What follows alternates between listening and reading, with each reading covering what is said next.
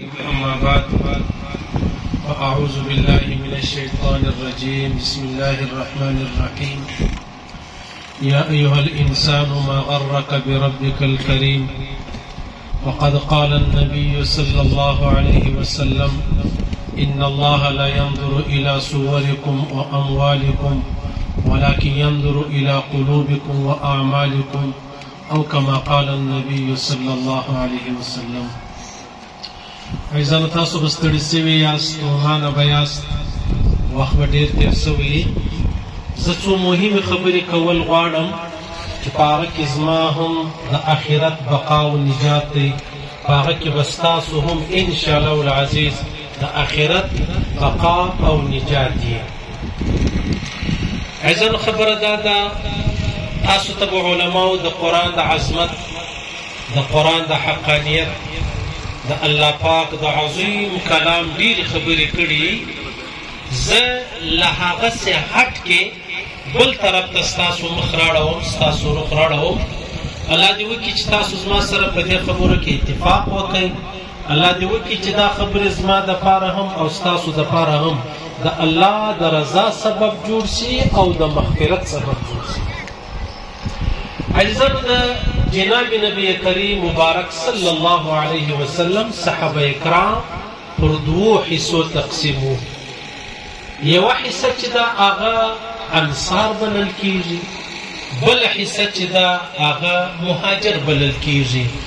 مهاجر دې ته وایي چې چا له مکې هجرت وکړي مدینې ته. انصار دې ته وایي چې کم اوسېدونکي وو د مدینې، هغه میزبان، هغه کوربه چې کم بلل کیږي و دې ته انصار ویل کیږي. بیا د جناب نبی کریم مبارک صلی الله علیه وسلم په صحابو کې یو ډېر نازنین، یو ډېر خوندور، یو ډېر انتقه، یو ډېر شانداره صحابي چې دی انصاري، هغه معاذ بن جبل رضی الله تعالی عنه نومې دی. د معاذ بن جبل یو ډېر زبردسته داستان دی عزیزانو. دی تقریبا د 18 کالو و چې د ایمان راوړي، د اسلام راوړي. دته الله پاک ډېرو خوندورې ښایستې سترګې ورکړې وې. طبقات ابن سعد مولوي صاحب فرمایي او په یوه پښه باندې ګوډ و، نو پر پیغمبر علیه الصلاة والسلام مبارک باندې ډېر ګران و. ډېر لوی علم الله ورکړی و، ډېر لوی فهم الله ورکړی و. روایتو کې راځي عزیزانو، یوه ورځ پیغمبر علیه الصلاة والسلام معاذ بن جبل ته ویلې معاذ دولها په الله دې مې قسم وي ډېر راباندې ګران یې، زما ستا سره انتهایي ډېره مینه او محبت دی.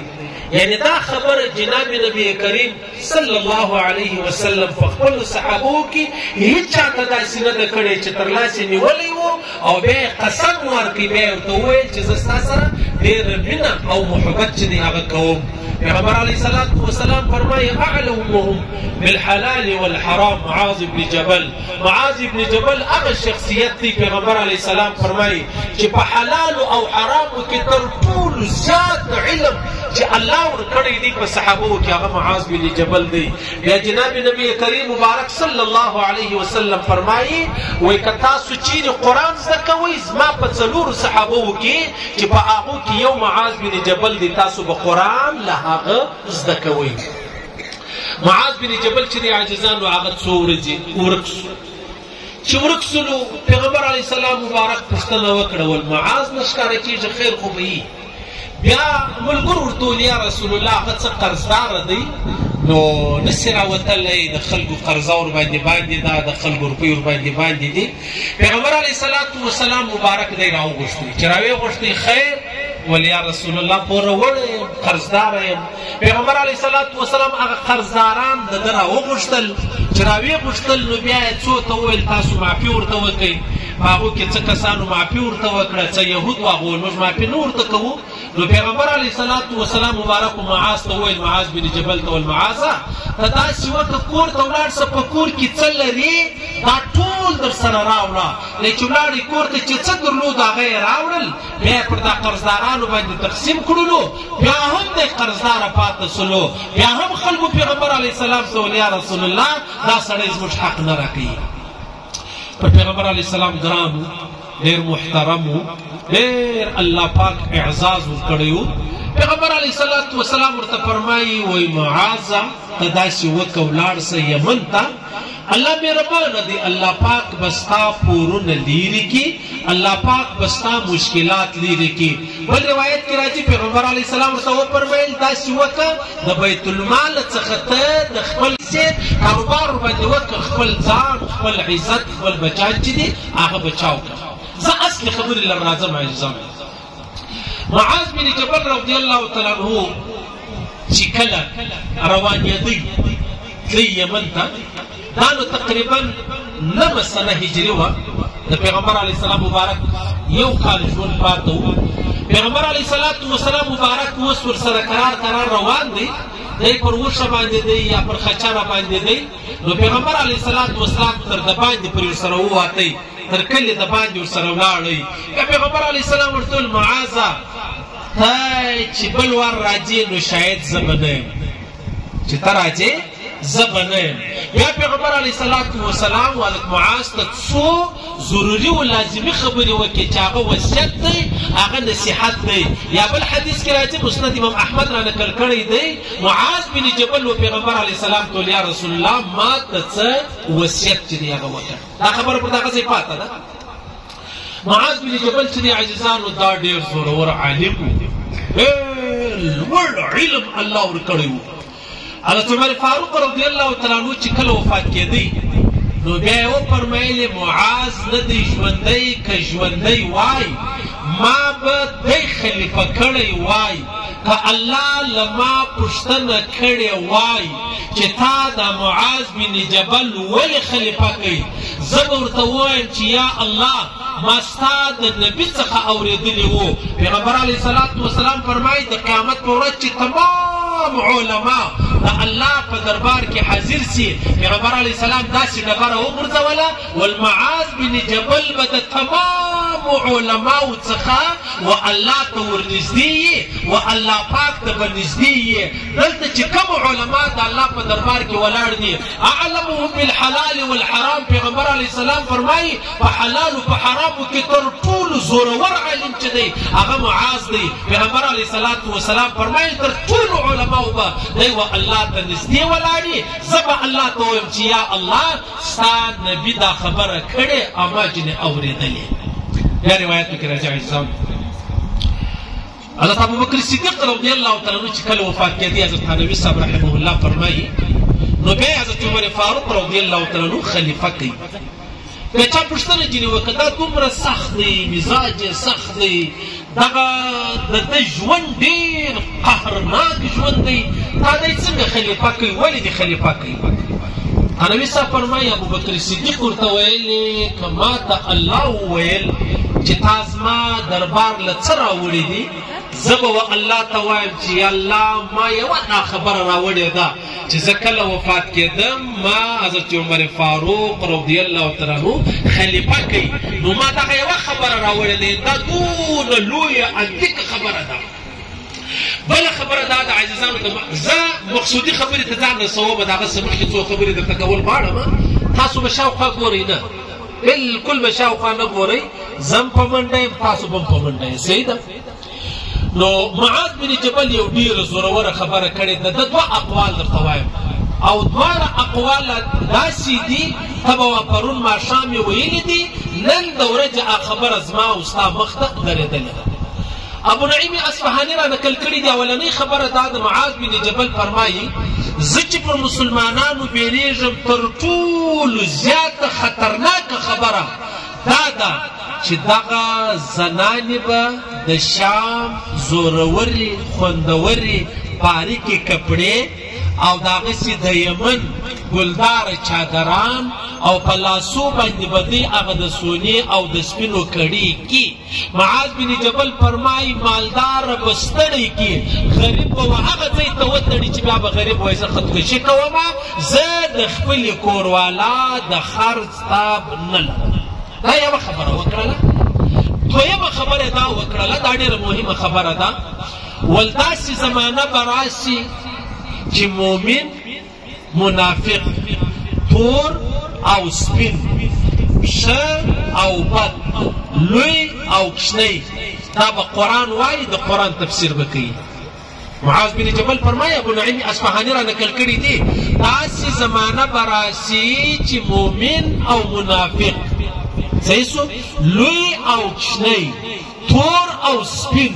ښه او بد دا به د قرآن تفسیر کوي نو به دی قرآن وایي وایي وایي چې هېڅوک به د ده پر قرآن باندې غوږ نه نسي نو آخر به بیا دی راولاړ سي دی به څه وکړي دی به وایي یاره دا خلک زما و قرآن ته غوږ نه نسي نو به د ځانه خبرې پکې واچوي چې د ځانې خبرې پکې واچولې دا سراسر بدعت دی ګمراهي ده تباهي ده ستاسو د ایمانو د آخر پای دی لهذا د داسې خلکو څخه به تاسو خپل ځانونه ګورئ وګورئ دا زموږ په علاقه کې عزیزانو دا علاقه خو لیکه پړه علاقه ده وګورئ یو سړی په خپل دفتر کې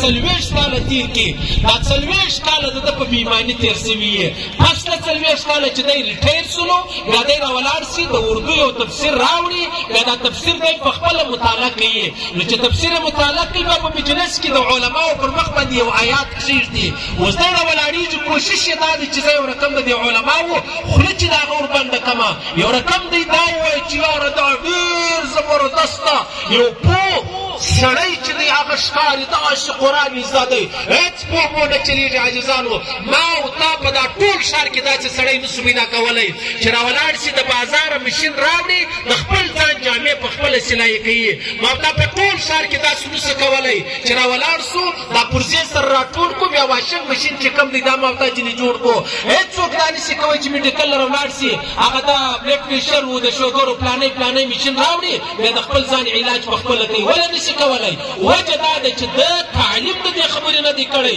هر سړی دا کولی چې زما کرکشنی بچی پیدا سلو بیا د مې د ډېره معافي زه به د هغه ختنه وکړمه ولې بیا په ډاکټر پسې ځغلې وجه دا ده چې تا تعلیم نه دی حاصل کړی او دلته چې د قرآن ځای رالی بیا ته په قرآن باندې پوه شولې علما چې دي هغه ناپوه دي دا ډېره ستړې خبره ده هر سړی که د ځانه تفسیر کوي د شیخ صاحب فرمایي شیخ زکریا صاحب رحمه الله وایي جناب نبي کریم مبارک صلی الله علیه وسلم فرمایل چې زما په امت تر ټولو زیات ویرېږم هغه دا خبره ده چې دا خلک به د ځانه خپل تفسیرونه چې دي هغه کوي حتی علما فرمایي که یو عامي سړي تفسیر وکړي دا تفسیر یې صحیح و لا هم دا غلط دی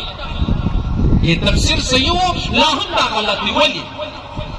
ما څو ورځې مخکې زه خو د پښتونوالي قایله یم دا علما یې اکثره خلاف دي پروا نه لري هر سړی خپل فکر لري خپل سوچ لري د اسلام تر چوکاټ یې ملګري د اسلام تر چوکاټ د هغه په هاخوا موږ د خپل پلار لاندې ملګري خبره داسې ده ما د یو هلک سید هلک و د هغه یو ټویټ ما ووایي هغه ویل تا په د پښتونوالي کې دومره مخته تللی و چې دا پښتو یې د ځان دپاره مور کړې هم وه پلار کړې هم وه عزت کړې هم وه د ځان دپاره نبي کړې هم وه او د خدایي درجه یې مور کړې وه العیاذ بالله دا سړي څه ویل دې سړي ویلې وله د پښتو ټپې خو ستې په خلاص او قرآن د دې دواړو فرق نشته د قرآن او د پښتو د ټپو فرق نشته بیا دا خبره وکړه لکه چې د قرآن شاعر نه دی معلوم د پښتو د ټپو هم شاعر نه دی معلوم دا اوس مسلمان دی چې ستا دا خپله پښتو د قرآن و توهین ته و حقارت ته و تحقیر ته تا وتړله دا خبره تا ته د ایمان که یو سړی وایي زه مؤمن یم نو مؤمن و دې ته ویل کېږي چې ما زه مؤمن یم مؤمن خو هغه دی چې الله او رسول ما او تا ته وایي یعنې تاسو اندازه ولګوئ یو سړی د خپلې پښتو دومره احترام و اکرام کوي چې د پښتو ټپې چې دي هغه یې د قرآن سره یو شی کې لکه چې د ټپو شاعر نه دی معلوم ول د قرآن هم شاعر نه دی معلوم اوس تاسو څه وایاست پښتو دې ته پښتو وایي زه دا خپل خلک ډېر داسې ملګري شته هغه وایي زه اول پښتون یم بیا مسلمان یم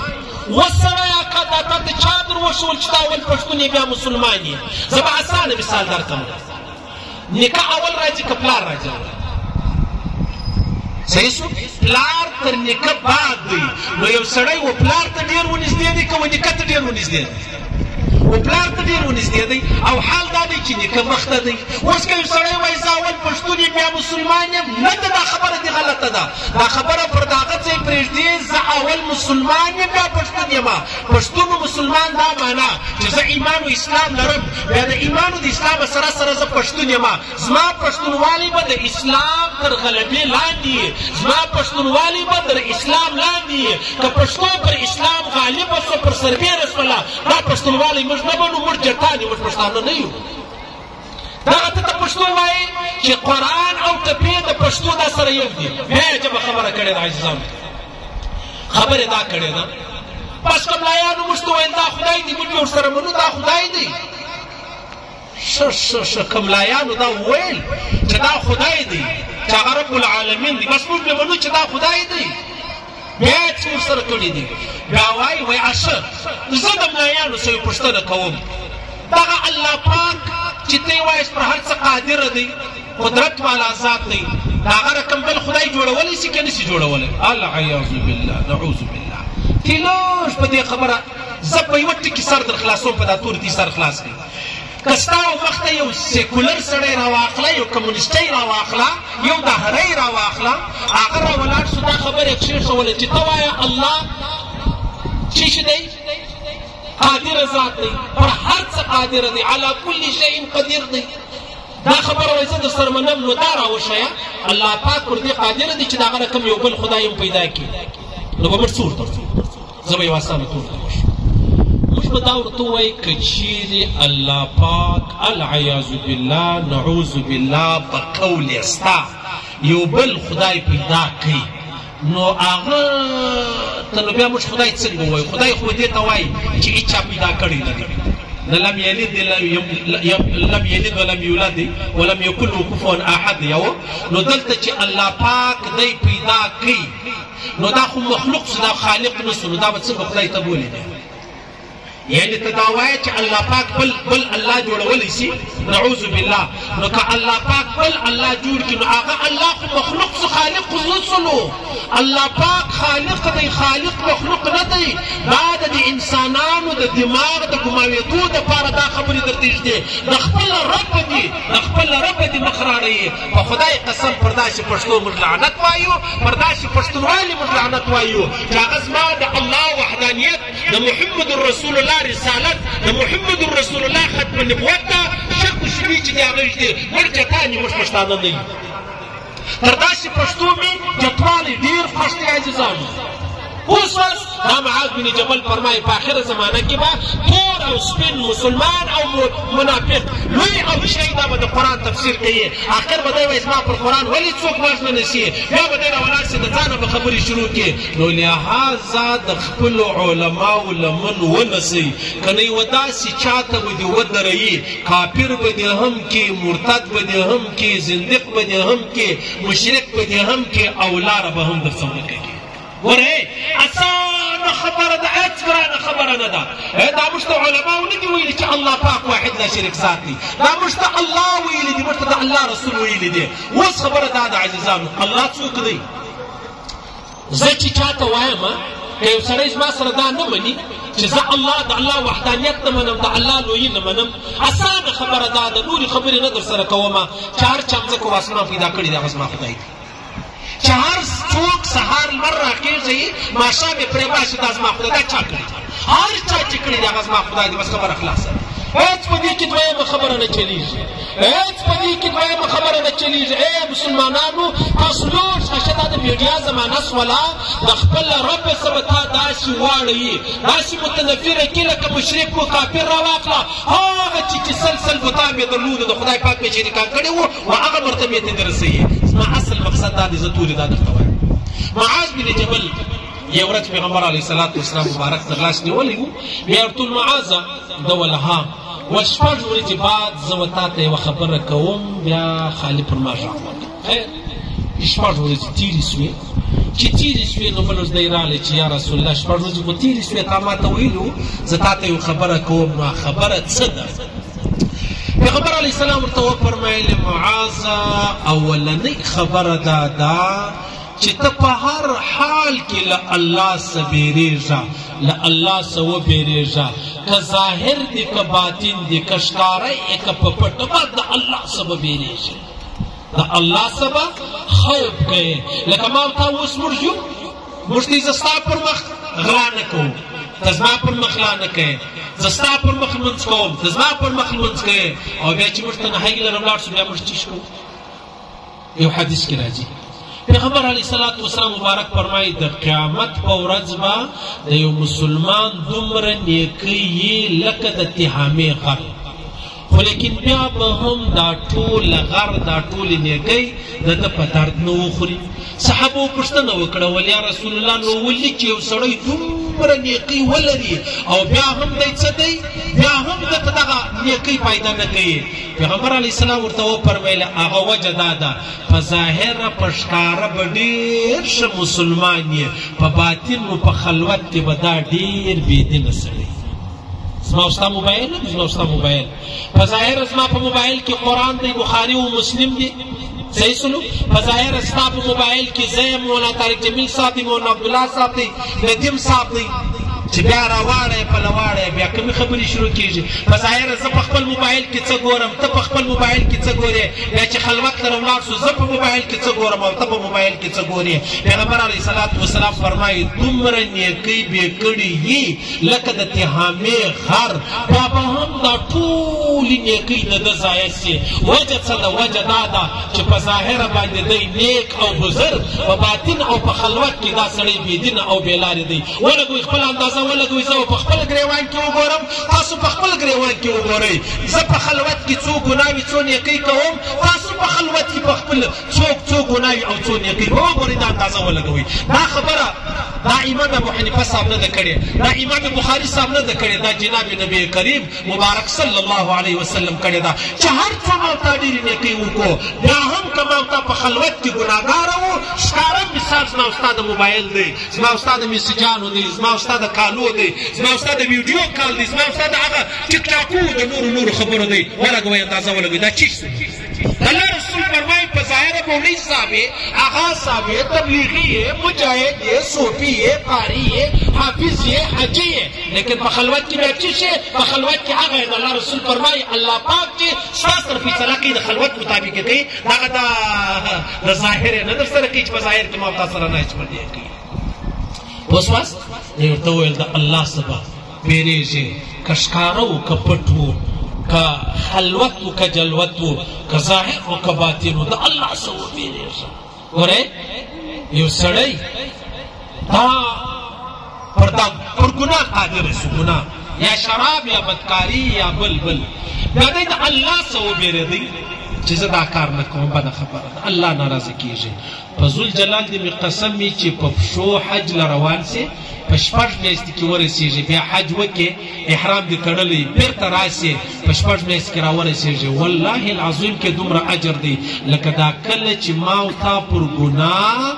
قادر سو بیا د الله د خوف د وجې ما ورته دا ګناه پرېښوله دې ته مسلماني دې ته ایمان دې ته اسلام دې ته ولایت ویل کېږي موږ وایي دا اولیا دي اولیا دې ته ویل کېږي صحیح سو بله خبره پیغمبر علیه السلام دا ورته وکول معاذه له خیانته ځان خیانت څه ته ویل کېږي عزیزان خیانت ابن کثیر مولوي صاحب یې ډېر زبردست تعبیر کړی دی ابن کثیر مولوي صاحب فرمایي خیانت نو دې ته ویل کېږي چې کله څوک یو ځای میلمه شي که زموږ ته کورونه دي مهمانخانې دي یا کله داسې چې موږ په خپلو کورو کې څه وکړو مطلب میلمه راولو خپل کور ته دننه راولو خپل بیټک ته راولو یا خپل مطلب هغه دننه کمرې ته راولو دې زما په خبره غوږ ونیسه نو بیا میلمه ولاړی په بیټک کې کښېنستی مهمانخانه کې کښېنستی یا موږ دوی په کمرو کې کښېنو اوس چې دا کوربه دی میزبان دی دا ولاړی یا چای راوړي یا شربت راوړي یا ډوډۍ راوړي یا بل شی راوړي ابن کثیر مولوي صاحب فرمایي دا میلمه راولاړ سي د دروازې په چون کې ګوري د دروازې په چون کې کوربه خو ولاړی خدمت کوي اوبه راوړي چای راوړي شربت راوړي ډوډۍ راوړي دلته میلمه خو یوازې سو په دا خپله مهمانخانه او بیټک کې قرار راولاړ سو دا د دروازو په چونو کې ګوري چې یاره شاوخوا ګوري یا زنانې یا بل یا بل یا بل چې کله د کوربه ښاري د پښو غږ واوري په منډه راشي پر دا خپل ځای کښېني اصل خائن و دې ته ویل کېږي دې ته خیانت ویل کېږي او د الله رسول فرمایي ایمان او خیانت دا په یو زړه کې نسته جمع کېدلی دا نسي کېدلی چې یو سړی د مؤمن یې او دی د خائن یې او دا نسي کېدلی چې یو سړی د خائن یې او بیا د دی مؤمن یې دا څنګه خبره ده عزیزه په دا خبره به لږ سر سره خلاص کړو د ایمان د بچاو ورځ ده د ایمان د بچاو ورځ ده د بچاو والله العظیم نه به بچان نه به موټر نه به کور نه به دولت نه به کرسۍ نه به شهرت هېڅ یو شی پر څه نه راځي که راتلو هغه دا شی دی چې لا اله الا الله محمد رسول الله دا اوس کې نن په حجره کې مېلمانه ډېر راسره ناست وو مشر سپین ږیری سړی راغلی خیر مجلس ډېر راته وکړي ویل یې مولي صاحب زما زوی دی مشر زوی مې دی هغه ډېر مې زیروي ډېر په تکلیف ډېر چې پریشانه یم حتی دا یم راته وایي چې زه تا وژنم پرېږدم دې نه نو نن زه دا کولی سم چې زه چاته 100 روپۍ ورکړم دا زما زوی رامړ کړي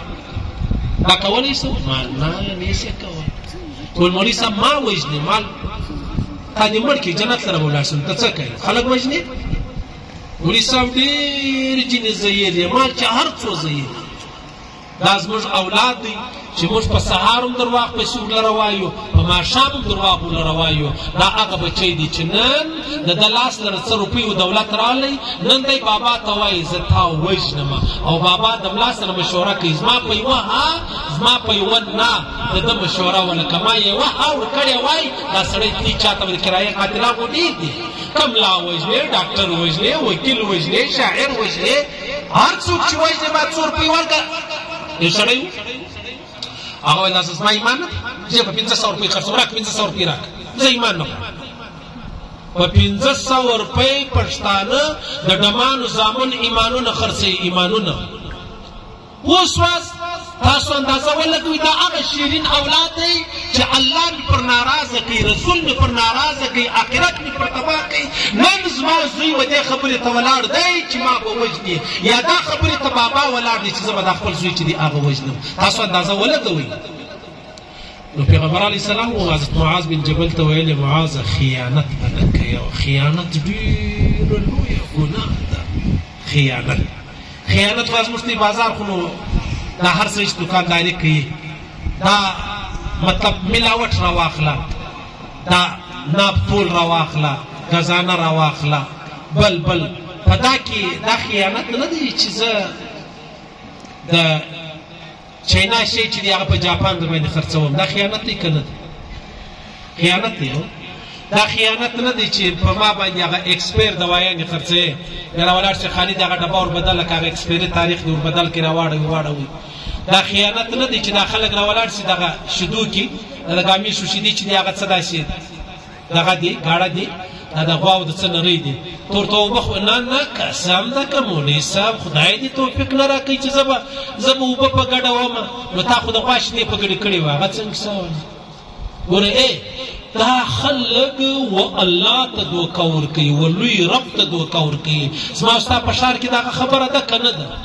دا دغه خبره ده پوښتنه به سره وکړو چې دلته څو ماشټران ټیچران ناست دي پوښتنه به جنې وکړو ته ځې سکول لره بچیانو ته سبق ووایه و یا نو و چې ته ځې دا خو خلاص شوه خبره ده چې نه ځې بیا میاز پر میاز دی تنخوا واخلي هغه تنخوا جایزه ده حلاله ده نه ده حلاله نو چې د حلاله دغه تا تنخوا راوړله دا دې بچیانو ته ورکړله دا دې مور پلار ته ورکړله دا ستا پیغمبر صلی الله سړی راغلی ولی یا رسول الله ما ته داسې دعا وکړه چې الله پاک زما دعاوې قبلوي پیغمبر صلی الله ورته حلاله ګوله خوره دا ستا دعا قبوله حلاله ګوله خوره دا ستا مطلب دعا قبوله عشان موږ کله داسې کوو یا ډاکټران راواخله سیول هسپتال راځي یا ماشټران راواخله اسکول لر راځي پرایویټ لر راځي خامخا راځي ولې تنخوا جن کاټوي نو دلته چې دغه د ده و ایمان ته دی خلک وایي تو خدای خبره دا سوله چې ته راولاړ سولې 80,000 تنخوا اخلې په 100,000 دې بل هلته یو باغوان نیولی دی هغه راځي وکښتیان ته سبق وایي دا خیانت نه دی دا ظلم نه دی که ته وازه په تبلیغ کې تللی ته په تبلیغ خلاصېږي که ته وازه جهاد نه تللی ته په جهاد خلاصېږي که ته وا داسې تللی وي پیر و مرشد د هغه په خانقاه کې چې لا ورسره ولګوله درواغ به نه سره وایو پښتنو وچ کلک پښتانه وایي لمر په دوو ګوتو نه پټېږي درواغ به نه وایو درواغ به نه وایو دا هغه ظالمان دي چې خپل ایمان یې هم تباه کړي زموږ بچیان یې هم را تباه کړلو بیا راسې اندازه ولګوئ تر ټولو زیاتې ګیلې له دا علماو څخه خلک کوي چې یاره ملایان هغه زه ډاکټر راته وایي سیدې علاقې ته برابر ډاکټر و ول مولوي صاحب یو ملایان ستې پر چا او یو دغه بې تعلیمه زنانې نه دي دا پر معاشره باندې بوج دی دا پر معاشره باندې بوج دی ما ورته وویل ډاکټر صاحب خبره داسې ده دغې خو نو نه مېلمه راغلی بزنس کوو د دې یوې خبرې جواب به درکړم اوله خبره دا د ستا مور تعلیم کړی و که یا کوروالا بیا خامخا کړی ډاکټر سړی دی نو مور ښه نه دی کړی یا نه و کړی ما ستا مور بوج وه که نه و بوج دا یوه خبره دویمه خبره هر بیمانه سړی کم لا دی که ډاکټر دی هغه بوج دی هر بیمانه سړی کملا و تا ته بیا اودس لمونځ درکوئ دا بیمانه دی که تا و مریض ته 2 نمبر دوا ورکوله ته بیمانه یې ستم پر دې معاشره بوجه دا مولوي صاحب پر معاشره بوجه راسو زه پوښتنه سره وکړو صحیح شولو تاسو اندازه ولګوئ عاجزانو زموږ دا د نن محفل دی د نن په محفل کې دا علماو و تا ته الله او رسول در باندې وپېژندل او که په تا باندې د دنیا پلاسپران چې دی هغه در وپېژندل الله او رسول مې در باندې وپېژندل د هغه باوجوده زه بد سړی یم ورسې زموږ د پښتنو یا بل دا رقم غټ غټ مجلسو لره د ما نه یې راغلي هغه رقصونه چې کوي هغه نه یې راغلي هغه ډانسونه چې کوي هغه نه یې راغلي ایمان هم در سه ولاړ شي روپۍ هم در سه ولاړې شي ژوند هم در ضایع کړې بیا هم د هغه دپاره شاباش وایه زه ایمان هم در بچاوم ژوند هم در بچاوم اولاد هم در بچاوم مال هم در بچاوم د هغه باوجوده زه بد سړی یم د هغه باوجوده پر معاشره باندې علما بوج دي ولې علما بوج دي تاسو د علماو سره تعلق نه لرئ ځکه علما بوج دي دا زموږ ملایان ستې سره تعلق نه لري ځکه تاسو ورباندې بوج یاست زه دا ملایانو ته وایم دوی د دغه عوامو سره لږ خیال کوئ څه داسې ښه جلبازان ملایان شته پر نه خبره د کافر کوي پر نه خبره د مرتد کوي پر نه خبره د فاسق کوي د مدرسه هم د هغه مرتدو د فاسقو د منافق په پیسو باندې چلیږي مسجد هم د هغه په پیسو چلیږي موږ مولوي صاحب ته یا مولوي صاحب یا خو دا سړی کافر و مرتد و منافق مچین جوړوه یا داسې وکړه روپۍ مجنې اخلي دا نو څه معنا ده چې روپۍ مجنې اخلي بیا منافق هم بولې د دې علماو دپاره پکار دا ده د معاشرې د عوامو سره ښه تعلق جوړ کړي چې تعلق یې جوړ کړي بیا دا پر یوه نه ځي پر یوه هم نه ځي بس مولوي صاحب وایي خامخا به ما ته روپۍ راکوې زه بیا تا ته دین در ښیم دا نسي کېدلی خبره زموږ در لاس خلک ووتل نن عوامو موږ ته قرآن وایي عوامو موږ ته حدیث وایي عوام که څه علماو ته ضرورت نه لري د کم آیات تفسیر غواړې د کم حدیث تفسیر غواړې په ګوګل کې وایي قراره قراني د علماو ضرورت که څه نه سو پېښ نو خبره داسې د عاجزانو معاذ بن جبل و پیغمبر علیه السلام مبارک ورته ویلی ول څه به کوې خیانت به نه کوې زموږ دوی ټول ژوند پر خیانت ولاړ دی او خیانت چې دی دا دوکه ده او پر دوکهبازه باندې الله رسول فرمایي د الله لعنت ووري او دوکهبازه چې دی هغه جهنمي دی اوس تاسو اندازه ولګوئ که زه دوکهبازه وم خبره و ما ته ولاړه ده که خدا مکه تاسو دوکهبازه اوس خبره و تاسو ته ولاړه ده بله واجبه خبره درته وکړه خبره داسې ده ملایان ډېر نه چې زه اکثره دا خبره کوم تنوي صاحب فرمایي مولانا قاسم نانوتوي صاحب رحمه الله دا فتوا ورکړې وه په خپل دور کې چې زموږ د دیوبند باندې دی دا فتوا یې ورکړې وه ول په کومه علاقه کې چې خلکو و خوندو ته حق نه یې ورکړی په هغه علاقه کې پراپرټي رانیول ځمکه رانیول جایداد رانیول دا حرام دی ناجایز دی لکه زما او ستا په دې معاشره کې هېچا وخور ته حق نه دی ورکړی کې ورکړی د عدالت په زور یې ورکړی دی اوس دلته چې دا کوم ځمکه ده ګوره موږ دې ټوله وایي پلانې سړي ځمکه قبضه کړه ماجت یې پر جوړ کړی دی هغه رویني و چرسي هغه هم وایي پر دې لمونځ رسۍ کېږي ولې وایي دا د قبضې ځمکه ده وسړیه که چا له چا قبضه کړې ده چا له چا قبضه کړې ده نو تا له خوره قبضه کړې ده نو که هغه ته غل وایي و دې ته ولې غل نه وایي تانوي صاحب فرمایي نانوتوي صاحب په خپل دور کې دا فتوا ورکړې وه چې په کومه علاقه کې و خوندو ته حق نه ورکول کېږي هلته د مځکه رانیول دا ناجایزه ده حرامه ده ولې ناجایزه ده ګوره زما مځکه ده زه شریک لرم زه د شریک د اجازې بغیر خرڅوم نه دا حرامه ده که نه ده او ته په ما خبر یې حرامه ده اوس تاسو اندازه ولګ اوس څه چم کوئ لږ به سر سره خلاص کو وروان یو هغه تورې غارې ته وروان و هغه تورې تیارې ته وروان و هغه تنګ قبر ته والله که یا په حج یا په علم یا په تبلیغ یا په جهاد په هیڅ شي والله که خلاص و که خلاصېدو هغه په ایمانداري و په اسلام چې الله او رسول څنګه دین ادخلو فی السلم کافه تاسو په اسلام کې مکمل طور داخل سي دا نه چې څه کوم څه نه کوم دا به کوم هغه به نه کوم دا په اسلام کې دا خبرې نشته تاسو عزیزانو په خپل ګریوان کې وګورئ موږ دوی پر دې ډېر پهلوانان چې بس فضیلت درته اورو پلانۍ خبره بیخي ډېر ثواب لري او عجبه دا ده په هر دفتر کې چې هغه کم ډېر د ثوابو شوقي دی تبلیغي هم دی نمازي هم دی کملان و اذان هم دی کوي کملان و اقامت هم دی کوي او په دفتر کې تر ټولو لوی حرامخور هم دی ولې موږ ته دا تاثر راکړی دی چې زه څنګه لمونځونه کوم زه څنګه مطلب پلانۍ کار کوم او په دفتر کې بیا هیڅ یو ستا خپل حق دی تا ته بغیر د پیسو نه درکوي هر څه نادره لره پاسپورټ لره سکرټریټ لره بل ټولو دفترو لره فقط یو سړی ځینې وباسي هغه هم کېدلی چې زما یارو دوست به خېږي یا ګیله وکړي یا سبا ډوډۍ نه راکړي دغه یو په دا